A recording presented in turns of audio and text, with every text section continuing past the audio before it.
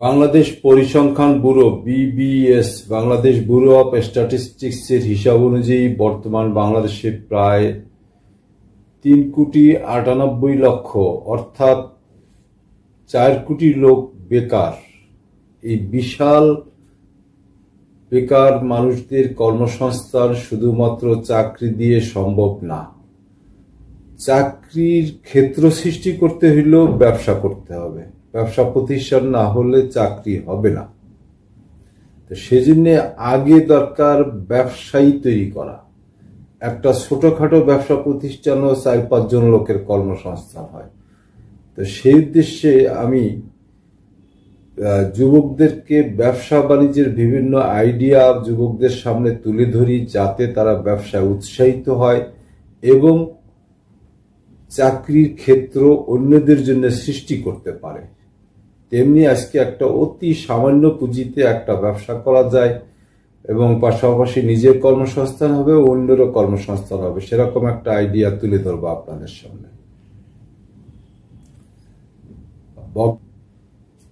বাংলাদেশে এই মুহূর্তে সিনেমা হল নাই বললেই চলে। টিভিতে নাটক কেউ দেখতে চায় না। টিভির নাটকের প্রতি মানুষ বীতশ্রদ্ধ। মানুষের বিনোদনের একমাত্র মাধ্যম হলো ইউটিউবে নানান রকম বিনোদন, ফেসবুক দেখা, এগুলোই। কিন্তু মানুষ সারাদিনের ব্যস্ততা, সারা মাসের ব্যস্ততা, সাংসারিক ব্যস্ততা, এই নানান কারণে সে খুব একটা ডিপ্রেশন এবং যেটাকে বলে আর কি চাপের মধ্যে থাকে সব সময়। সে চায় এই চাপ থেকে মুক্তি পাইতে, একটু সময়ের জন্য হলে একটু রিল্যাক্স হইতে চায়, একটু হাসতে চায়, একটু বিনোদন চায়, একটু নির্মল বিনোদন চায়। এই একটা নির্মল এবং একদম অকৃত্রিম একটা বিনোদনের মাধ্যম আছে সারা ওয়ার্ল্ডে। আমাদের দেশে নাই বললেই চলে, নাই, আমাদের দেশে একটাও নাই। কি সেই বিনোদন? সেটা হইল কমেডি সেন্টার। ইউরোপ আমেরিকাতে প্রচুর পরিমাণে কমেডি সেন্টার আছে। কমেডি সেন্টারগুলোতে কি হয়, একটা হলঘর থাকে, সেখানে বিভিন্ন কমেডিয়ানরা নানান রকম কমেডি বলে, মানুষ সামনাসামনি দেখে, শোনে এবং হাসে। ইভেন দর্শকদের ভিতর থেকেও যারা কমেডি বলতে পারে তারা সেখানে উঠে দাঁড়ায় কমেডি বলে এবং অন্যদেরকে হাসায়। এর ফলে মানুষ 1 ঘন্টার জন্য একদম নির্মল ভাবে হাসে, মন খুলে হাসে। এখানে কোনো কৃত্রিমতা নেই হাসির মধ্যে, এখানে কোনো অভিনয় নেই। তো আমাদের দেশেও এই ধরনের কমেডি সেন্টার চালু করা সম্ভব।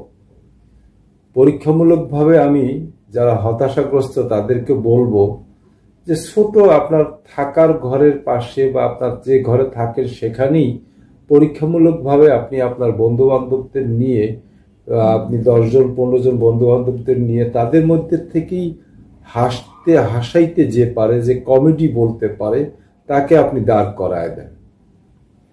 এরকম 1-2 জন দেখবেন পেয়ে যাবেন, 10 জনের মধ্যে 2-3 জন পেয়ে যাবেন যারা কমেডি করতে পারে, অর্থাৎ হাসাইতে পারে। এইভাবে যদি আপনি পরীক্ষামূলকভাবে শুরু করেন এবং শুরু করলে এক সময় দেখবেন এই কমেডি সেন্টার একটা বড় আকার ধারণ করবে এবং তখন আপনি রীতিমতো পয়সার বিনিময়ে প্রবেশপত্র অর্থাৎ টিকিট দিতে পারবেন। অনেকটা সিনেমা হলে যেরকম টিকিট কেটে সিনেমা দেখতে ঢোকে মানুষ, ঠিক তেমনি কমেডি সেন্টারগুলোতেও মানুষ এরকম পয়সা দিয়া ঢুকবে এবং এটা বাংলাদেশে একটাও নাই। এই বিজনেসটা, এটাকে যদি আপনি বিজনেস আকারে নেন তাহলে চমৎকার একটা বিজনেস। এইটা আপনি পরীক্ষামূলকভাবে ছোট থেকে শুরু করেন, পর্যায়ক্রমে বড় হবে। একবারই আপনি বড় একটা হল ঘরের দরকার নাই। তো আজকে এ পর্যন্তই। আশা করছি সবাই ভালো থাকবেন, নিরাপদে থাকবেন।